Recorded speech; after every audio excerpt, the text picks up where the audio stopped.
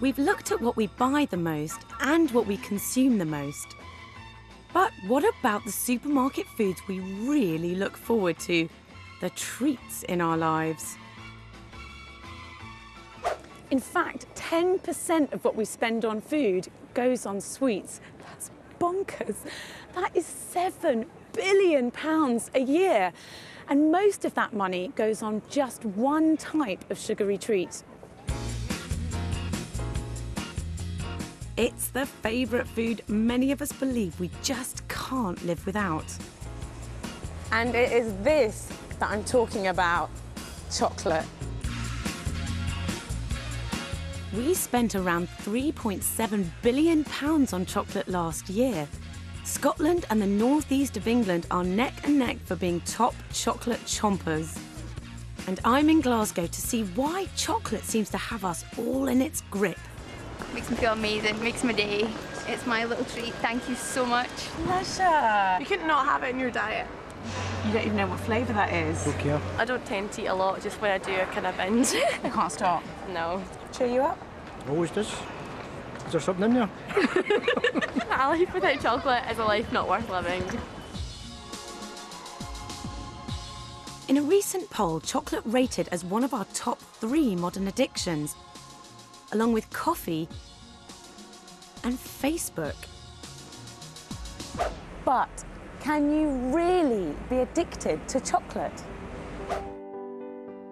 We know it contains cocoa, milk, caffeine, sugar and vegetable fat. Can any of these produce a physical addiction to chocolate, or is there a mystery ingredient?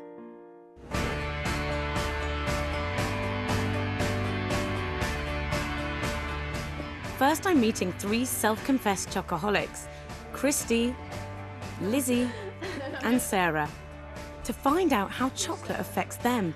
And what better way to get down to business than with a great big bowl of the stuff. How much do you love chocolate? How deep does your love go? So far as to say I have it every morning for breakfast. Every single morning? It's a good start to the day. You can put it in anything. I do it in chili con carne. Oh, wow. Dark chocolate and chili con carne is the best meal you'll ever have. And Christy, what about you? How does your love for chocolate go? Yeah, it's quite a supporting factor in my life, really. It's always a stressful day, you come home, you know, before you're going out, you have your dose of chocolate to kind of send you on your way again. So, do you think that you are actually addicted to chocolate? Mm-hmm. I'm not ashamed to say it, yeah. In that exact moment, it's one thing you can do to make yourself feel a bit better. Do you think there's something in chocolate that makes it really addictive? Definitely. There must be something in it. Well, I'm going to go and try and find out and come back and tell you what I found. Please do. Keen to know, finally.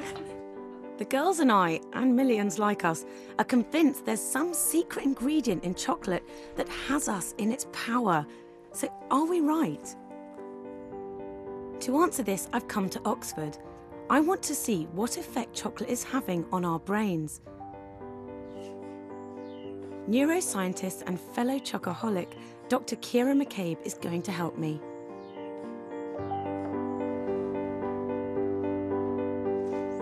Hello. Nice to meet you. I'm ready for my chocolate first. Good. Let's do it. Kira will use the latest neuroscience to test if I really am addicted to chocolate. If you'd like to come this way.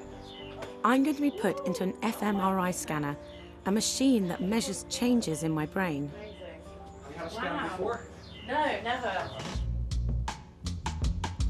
This experiment will detect how my brain reacts to chocolate in 2 very different ways. First, Kira shows me pictures of chocolate. And then, this is better still, she feeds me chocolate through a tube. Okay, is that feeling good? Yeah, good, thanks. Excellent.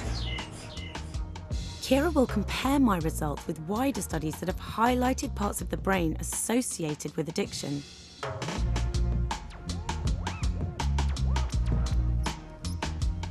After half an hour, my scan is complete. Feeling dizzy, or are you okay? No, it's good, it's good. The experiment's really weird because it's quite a subtle experiment, the difference between seeing the chocolate and drinking the chocolate. I'd be interested to see how that compares to my actual brain activity, whether it's the same thing or not. Kira is going to analyse the data and come to Glasgow to unpack the results for me and my fellow chocoholics, Christy, Lizzie and Sarah. A week later, and we're all reassembled. First of all, if you look at this picture... I do have a brain. Brilliant. This is a picture of your brain being activated when you've had the taste of chocolate in your mouth. And we know that this part of the brain is activated by very rewarding stimuli, such as alcohol and nicotine, which are addictive. It seems chocolate does affect the same parts of my brain as those substances that can cause addiction, such as alcohol or nicotine. So does that mean that I'm addicted to chocolate? Well, not exactly. Kira has a surprise for me. Take a look at scan number 2. This time you've only just seen pictures of chocolate, so you haven't actually had anything in your mouth, and yet the same part of the brain's activated. So if I understand this right, the fact that my brain lights up when I'm only thinking about chocolate means that there isn't an ingredient in chocolate that's making me addicted. Yes, that's right. Research suggests that actually, although there are chemicals in chocolate, these aren't actually in enough of a quantity to actually affect your brain or your behaviour. Scientists know that chocolate contains mild stimulants such as caffeine and theobromine. It also contains compounds that could spark the pleasure centres in our brains. But there aren't enough of these substances to cause chemical addiction. It turns out chocolate contains lower levels of these substances than foods like walnuts and cheese. And few of us would claim to be addicted to them. Girls, what do you think? Are you surprised? Yeah, I am quite surprised, but I suppose it is really interesting to know that it is just in your head. I thought there had to be something, like my cravings every single day, I have to have a bit. So I really thought there must be some sort of addictive substance. So why do me and the girls think, well, we're convinced that we are actually addicted to chocolate?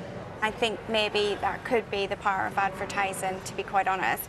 You've started to associate pictures and sights, even smells, of chocolate with actually experiencing the chocolate itself. The sensation of eating chocolate feels so good for a scientific reason. The cocoa butter and vegetable fats it contains melt at close to body temperature, creating that lovely melt-in-the-mouth feeling. It also contains ingredients like sugar and fat that make us feel good. Research suggests that many of us have learned to associate these feelings with just the thought of chocolate, hence our cravings. But Kira is looking at how we can overcome these. These parts of the brain that we now know are activated just by the sight of chocolate can actually be dampened down if you engage another part of your brain, a part of the brain called the cognitive control network. This is the thinking part of your brain, talking to yourself and saying, what's wrong with a banana? I can try. If I'm hungry, I'll eat something else. Okay, so in a way, it's like reprogramming my brain to transfer that focus onto something else, like a food that might be a little bit healthier. Absolutely. Just not taken for granted that just because you feel that you want it, that you have to have it. Chocolate, it seems, has some powerful properties, but being chemically addictive is not one of them. So it turns out I'm not actually addicted to chocolate. I just really, really love it. And it is quite nice to know that when I need to, I can overcome that intense craving. So the next time we feel compelled to grab a bar of chocolate, remember, we do have the brain power to say no. It's just that most of the time, we don't want to.